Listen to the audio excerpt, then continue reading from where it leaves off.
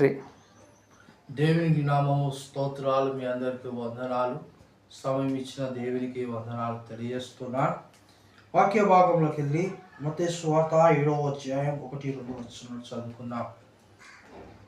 తీర్పు తీర్చకుడి, అప్పుడు మిమ్మల్ని గూర్చి తీర్పు తీర్చబడును. మీరు తీర్పు చొప్పున మిమ్మల్ని గూర్చి తీర్పు తీర్చబడును.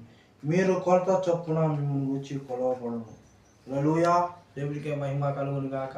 ఇక్కడ మత్తయి సువార్త మత్తయి భక్తుల అపోస్తలుడైన మత్తయి గారు ఇక్కడ రాస్తూ తన పత్రికలో తెలియజేస్తున్నాడు. యేసు ప్రభువు స్వయంగా తన పలికిన వాక్కును ఏంటంటే, మీరు తీర్పు తీర్చకుడి, మిమ్మల్ని గురించి దేవుడు తీర్పు తీర్చువాడంటాడు. హల్లెలూయా. మీరు తీర్పు తీర్చిన చొప్పున మీకు తీర్పు తీర్చబడును. మీరు ఏ కొలత అయితే కొలుస్తారో ఆ కొలత దేవుడు కొలిచేవాడైనాడు. హల్లెలూయా. మీరు ఇక్కడ ఇంకో 3వ వచనం చూసినట్లయితే ఇక్కడ అంటున్నాడంటే, నీ కంటిలో ఉన్న